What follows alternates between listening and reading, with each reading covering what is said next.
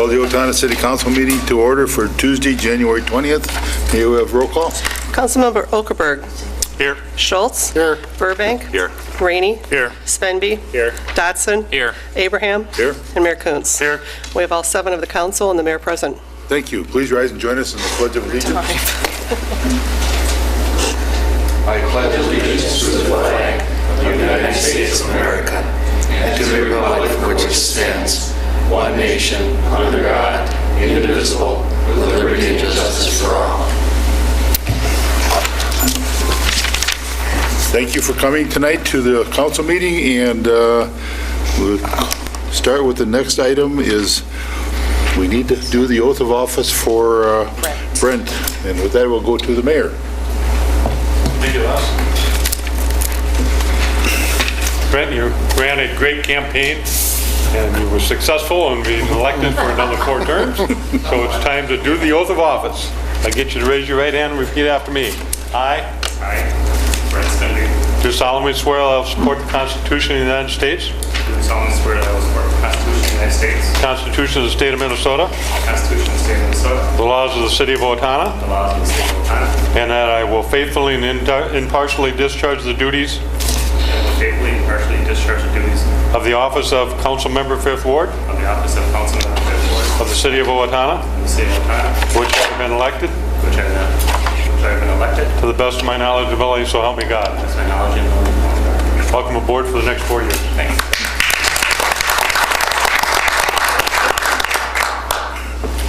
Congratulations, Brent. And now we will move on to approval of the agenda. We have no changes to it, so looking for a motion to approve as presented. So moved. Motion by Greg Schultz to approve. Do you have a second? Second. Seconded by Nate Dotson. Any further discussion there? Seeing none, all those in favor say aye. Aye. Opposed? The agenda has been approved. We will move on to public hearings, and the first one will be 1.4.1, proposed improvement 14,002 Mineral Springs Parkway and Mineral Springs and Cherry Street. Unless I have to recuse myself as a Thank you, property and owner. with that, we note that Greg Schultz has recused himself. With that, we'll move on to Kyle. Good evening. This is the improvement hearing for the Mineral Springs Parkway project. The starting point is Mineral Springs Road on the north and connects through to Cherry Street on the south. The estimated cost of the improvement is $754,640. It also includes the installation of a trail from Mineral Springs Road to the existing trail on the north side of the park. And I'm available for any questions. Thank you. With that, at 7:05, we will open up the public hearing, so if anyone in the audience wishes to speak on this issue, please come to the microphone, and I would ask you to sign in.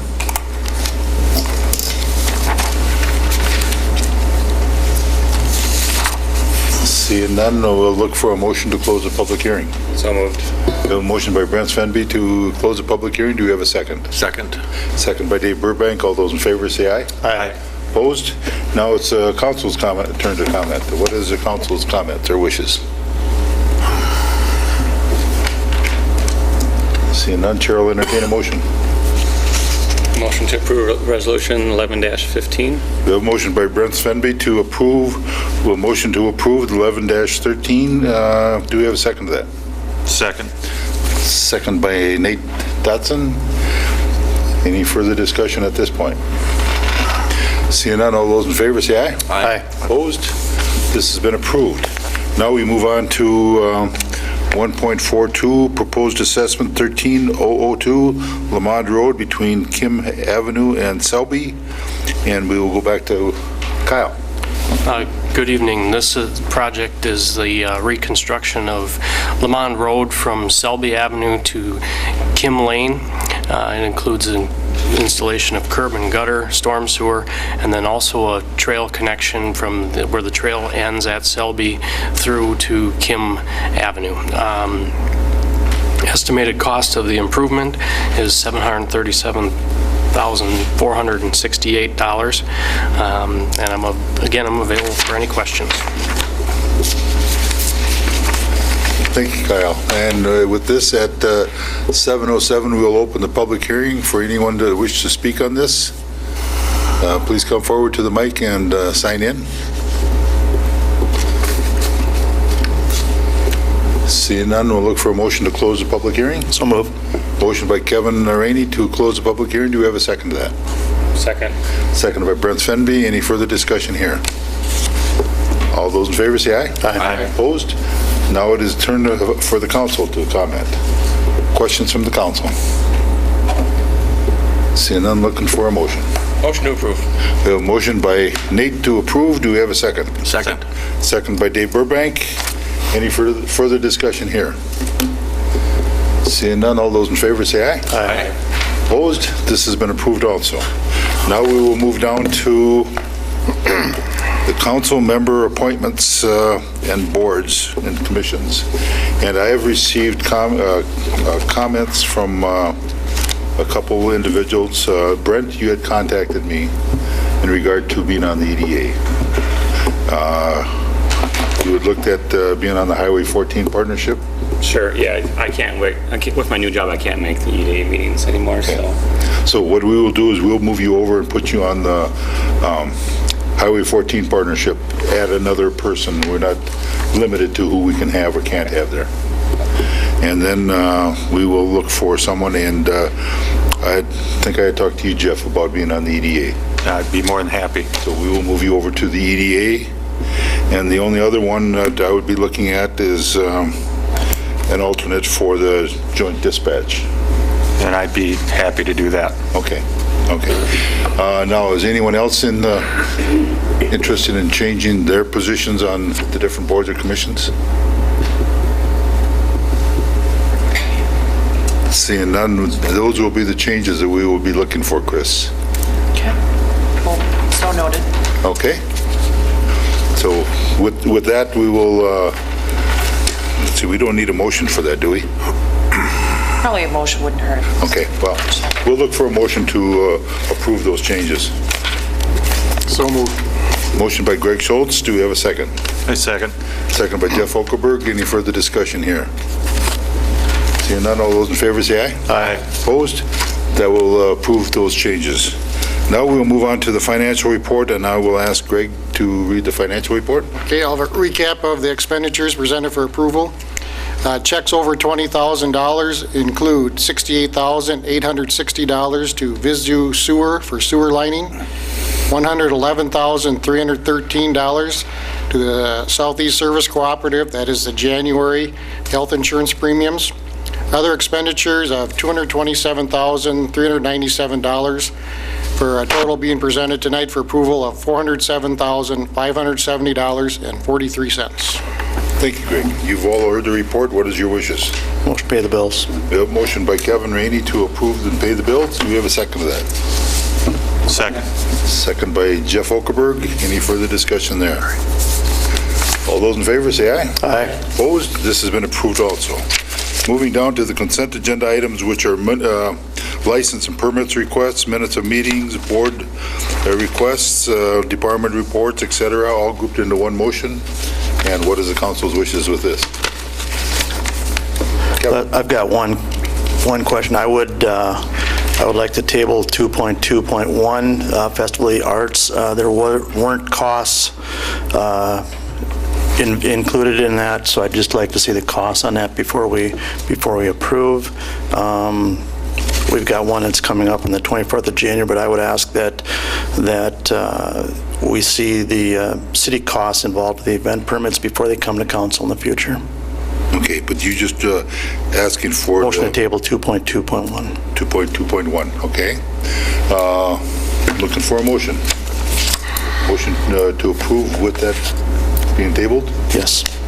Do you have a second to that? Second. Second by Jeff Okerberg. Any further discussion there? Seeing none, all those in favor say aye. Aye.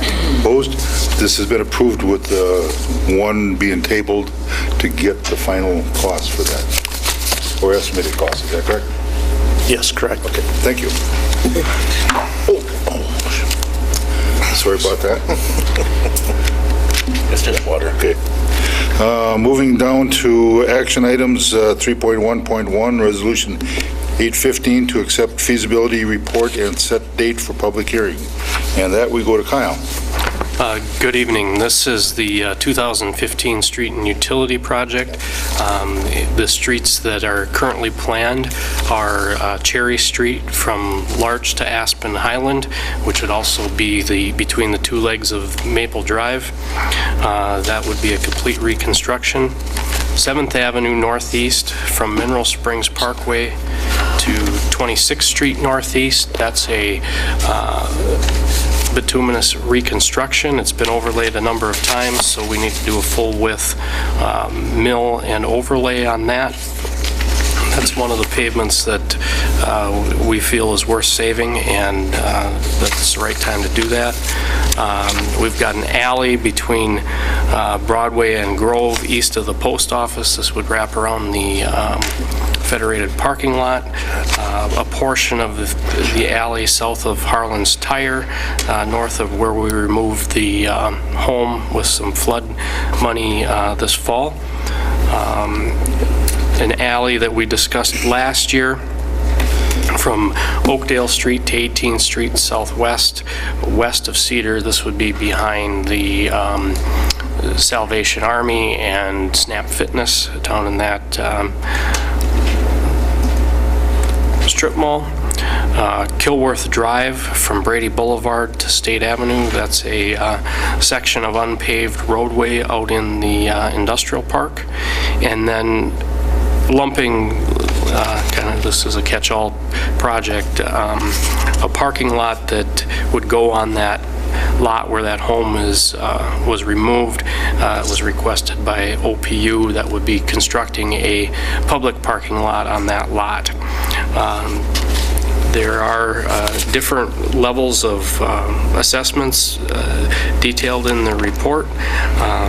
Our estimated project cost is $727,919 with an estimated amount of $200,896 being assessed.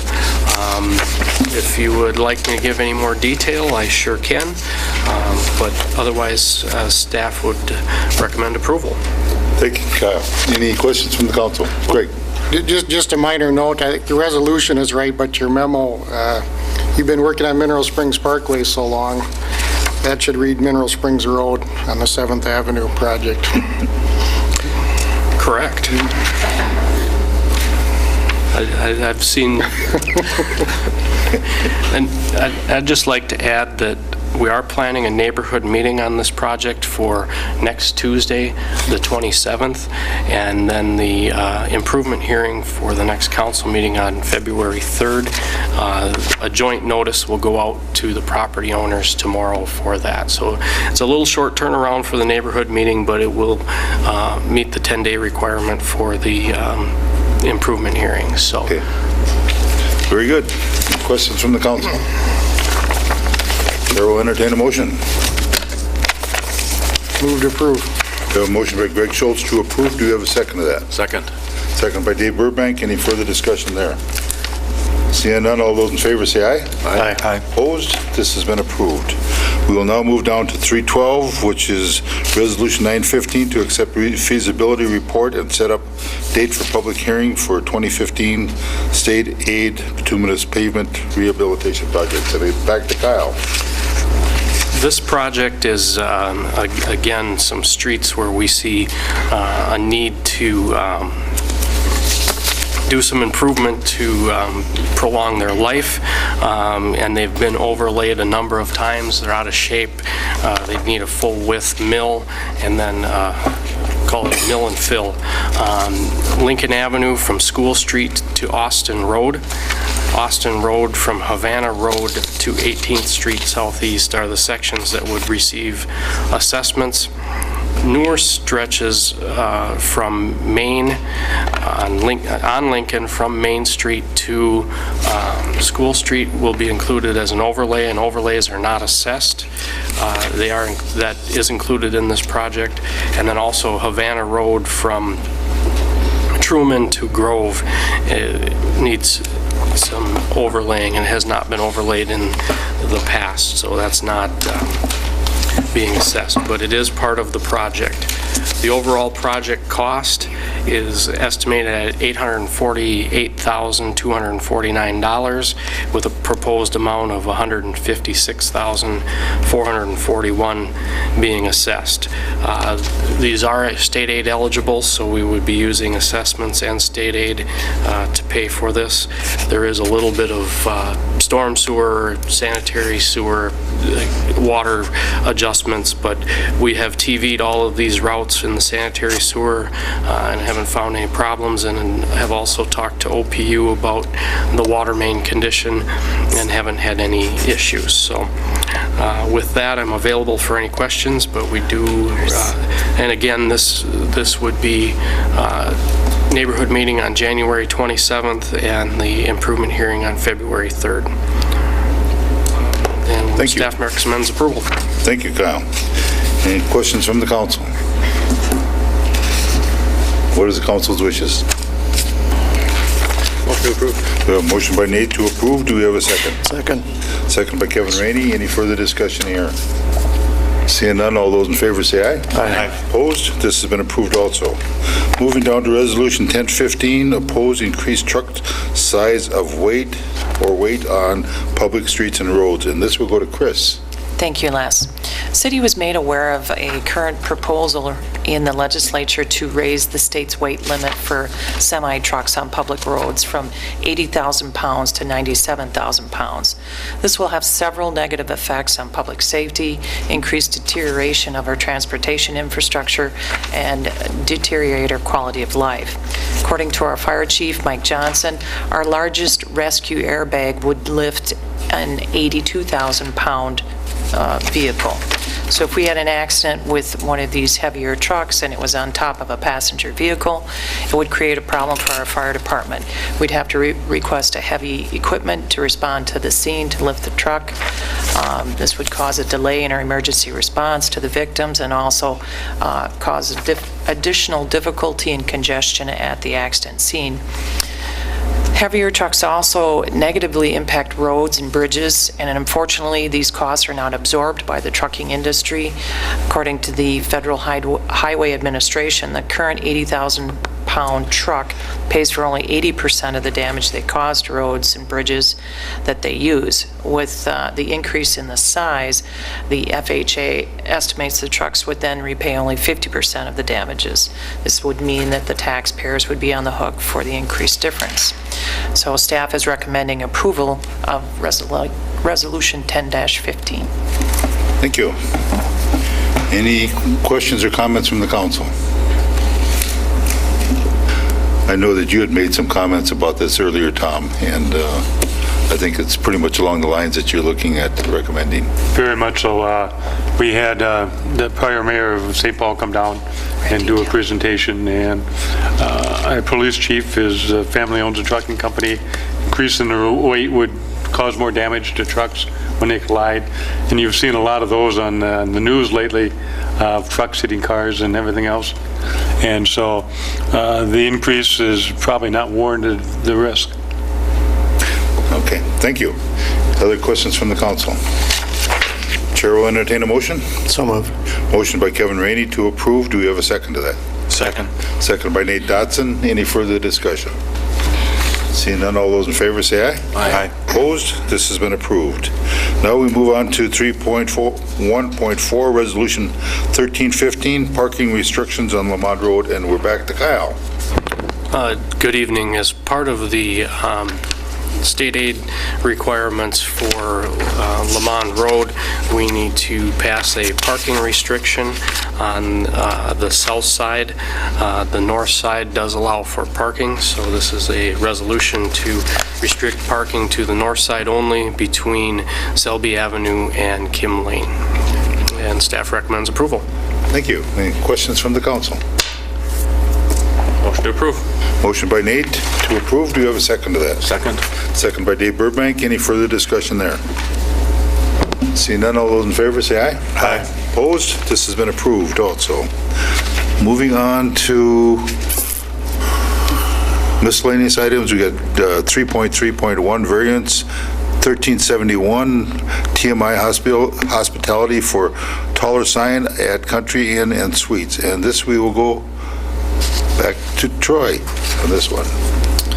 Country Inn and Suites is requesting a variance, a 10-foot variance from a 50-foot tall sign to a 60-foot tall sign at 130 Allen Avenue. It is in a B2 Highway Business Sign Overlay District, which allows up to a 50-foot high sign and 300 square feet in area. Their current sign is 38 feet tall, and this sign would replace the existing sign. The ordinance does require it to be 400 feet from any residential district. This would be 450 feet from any residential district, and it must be at least 100 feet away from any other business sign over 35 feet, and this would be 179 feet away from any other high sign. It would be about 10.5 feet tall by 18 feet wide for 189 square feet, well under the 300 square foot maximum. And the request for the added height is so that the sign can be seen over the movie theater for northbound traffic on I-35, and then also to be seen from southbound traffic over their existing hotel. So we did have a public hearing, and Planning Commission did recommend approval. We had no opposition, and staff would recommend approval of this variance request as recommended by the Planning Commission. Thank you, Troy. Any questions from the council? Motion to approve. We have a motion by Nate Dodson to approve. Do we have a second to that? Second. Second by Brent Svenby.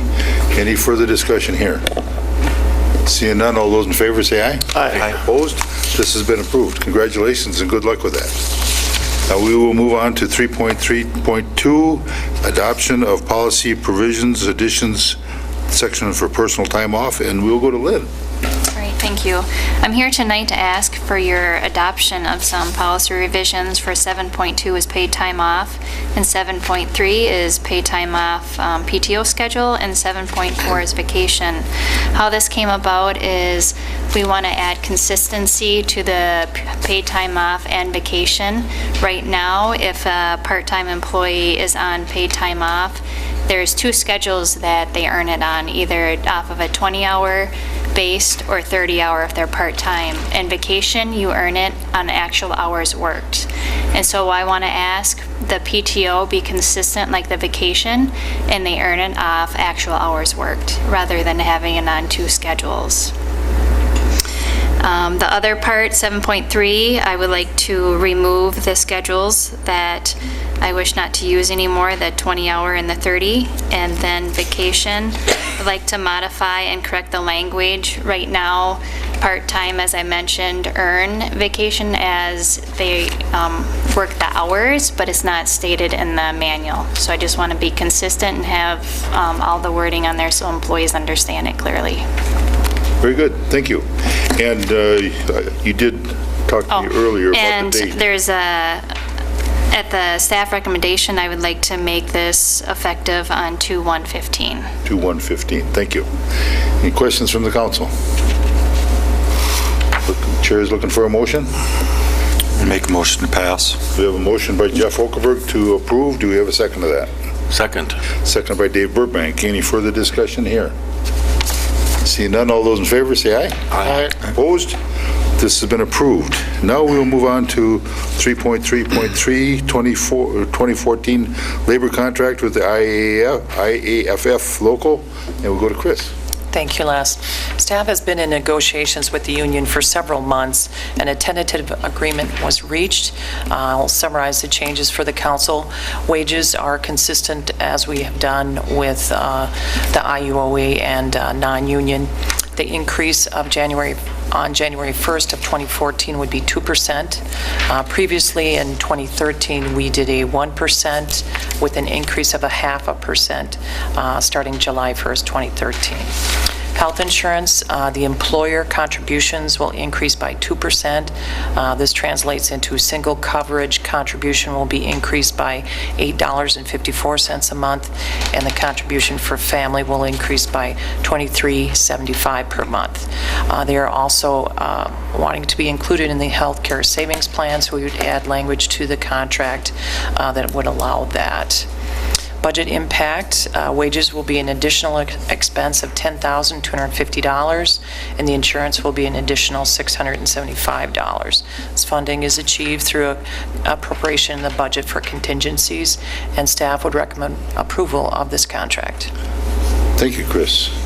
What is the council's wishes here? Move to approve. We have a motion by Greg Schultz to approve. Do we have a second to that? Second. Second by Kevin Rainey. Any discussion at this point? Seeing none, all those in favor say aye. Aye. Opposed? This has been approved. Moving down to letter of support 3.3.4, letter of support to MnDOT Rail Transit Initiative, and we'll go to Chris with that. Thank you. On January 6th, the council met with, in a study session with Susie Nakazian, the council member from Northfield, Glenn Malika, Rice County Commissioner, and Andrew Selden, president of the Minnesota Association of Rail Passengers, and we discussed the potential of restoring the intercity regional rail passenger service between South Central Minnesota and the Twin Cities. This is a grassroots group, and they feel very strongly that this alternative should be studied by MnDOT for possible development in the future. They feel it offers many benefits to the region for economic development and interstate rail connections to the south, to Kansas City and Des Moines. They're requesting the council provide a letter of support to MnDOT to study this option. There are monies set aside by MnDOT for rail studies, and if this project is currently classified as a Tier 2, and if it's not moved up to a Tier 1 status, the project will likely not be funded for a study. Now, I've also received some additional information from Susie Nakazian today, and at your stations you have a copy of the Amtrak system and also a list of the other cities and stakeholder groups who have submitted letters of support to MnDOT. What Susie wanted me to point out is that there's another advantage to supporting this, that we could potentially, through this rail, connect with the national and Amtrak system, allowing those riders to enter Minnesota through Owatonna without having to go through Minot or Milwaukee as currently required. And then this potential connection would make Owatonna the southern portal to our state from the nation's passenger rail network. So she felt that was also a very good point to consider when considering this issue. So I just point that out to you and leave it to your discussion. Thank you. Comments from the council? Kevin? Yes. Need my cheaters here. Oh, okay. In regards to Amtrak, I was on the internet this afternoon. $1.4 billion annually is paid in federal subsidy to keep that going.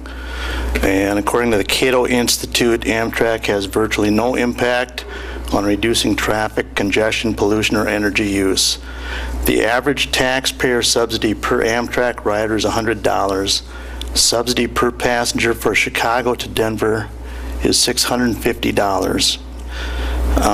The Minneapolis Star Tribune reports that the North Star Line is subsidized among the highest in the nation. 83% of the commuter line cost is subsidized. There was another article from the Mound City Councilman Dave Osmek talking about the Hiawatha Line Central Corridor and the subsidies there. The rail lines through the metro area is subsidized at $58 million each year just to operate the lines. There was a MnDOT study done, and it proves that roads have a benefit to cost ratio of greater than 1, meaning that the economic benefit of a project outweighs the actual cost of improvement and will pay for itself over time. Road and bridge projects have ratios of a 3 to 4, meaning for every $3 to $4 of calculated value, it's returned for every dollar spent. The Hiawatha line was projected at .42, meaning for every dollar spent, we get 42 cents in value back. And I realize this is only a study. It's not actually putting it in place, but I can't support this going forward. Thank you. Anyone else wish to speak? Kevin cited most of my concerns as well. Last number I knew was $800 million was Amtrak subsidy, so it's gone up significantly from that. All of these rail projects have proven to be, they do not deliver on the projected ridership. They are not supported by their riders. I do not want our signing on to even moving it up on the list of priorities to be construed as support for the project, because I have no faith that that project will be self-sufficient. The word profitable was thrown about at one point, which is, I would bet any amount of money that's an impossibility. It would never turn a profit. It will always require subsidy. And if they've dedicated money to study this, let them do it somewhere else, so when they are losing money and they got to beg somebody to pay for the costs in the future, we don't have to be the ones involved in it or be seen as supporting it right from the get-go. Tom? Yeah, the only comments I'll make, is that there is 32 million passengers that traveled on Amtrak in 2014. So that does give us access to that. It would also give us access to bringing Amtrak up through the Owatonna corridor, which isn't going to happen unless we sign on. And if you look at the list of the 19 cities that are already signed on, all those are in southern Minnesota along that railroad. I don't think that saying that we're signing that letter is going to say that we're in support of subsidies. It's not saying that we're in support of that process. It's just in support of taking a look to see if rail service in southern Minnesota is worth the time and effort to do that. You're also saying that MnDOT is taking dollars away from roads and construction. That's not the case, because these dollars have already been dedicated to the rail study and the rail program. So no matter what we say yes or no here, isn't going to change where those dollars go. I think that we won't see anything change in the next 5 to 10 years, but I also think that we should take a long-term look at this and say what's beneficial for the state of Minnesota in 20 and 30 and 40 years out. And if we don't move this up in the agenda to at least study it, we won't find out what is beneficial. So my suggestion would be to at least sign on to the letter of support. Thank you, Tom. Anyone else wish to speak? Yes, I guess I agree with the mayor. I don't see any downside in signing the letter. I'm not saying, I don't know if it'll ever get to fruition anyway, but I think we need to show a support of a regional, being part of a region. Our neighbors, they've supported us in the past. And like I say, I don't see a downside to sending this letter. I know it was suggested that we should write a letter to MnDOT and tell them they need to redirect their funds. Well, I don't think that's going to happen. We have no power to do that. So, I guess that's my feelings. Thank you, Greg. Anyone else wish to speak? Dave? I'd like to thank Councilman Rainey for doing his homework today on that, taking the time to do it, but I do also agree with the mayor. I think we need to at least put our signature to this paper and hope that it moves up the ladder a little bit in consideration, moves from tier 2 to tier 1. So, thank you. Anyone else? Yes, I support the mayor and his thinking, and I guess Mr. Schultz and Mr. Burbank, so I'll support the letter of support for this project, or for the study at least. Thank you. Well, I'm also in favor of it. I think we need to look at it to do what we can to promote our area, our neighbors, support them, do whatever we can. So I do agree with Tom, our mayor, on this. So anyone else wish to speak? Seeing none, Chair will look for a motion to vote. motion to approve the letter of support. We have a motion by Dave Burbank to approve the letter of support. Do we have a second to that? Second. Second by Brent Svenby. Any further discussion here? Seeing none, all those in favor say aye. Aye. Aye. Opposed? Nay. So we got 4 ayes. 3 nays.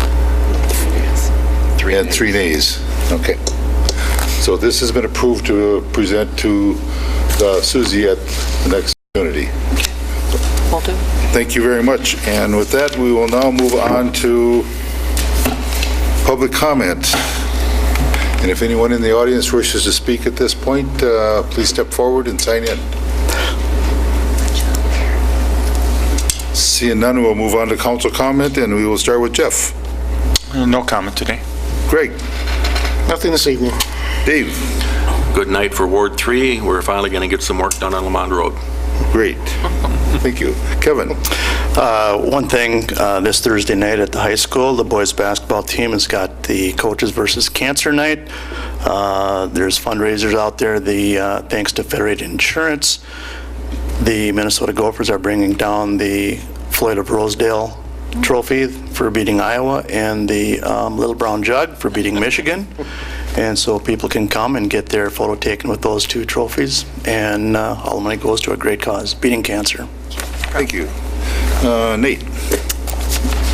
You guys all probably got the invitation to the grand opening Quick Trip, which is opening Thursday morning. Yes. So I would like to welcome them to their new store.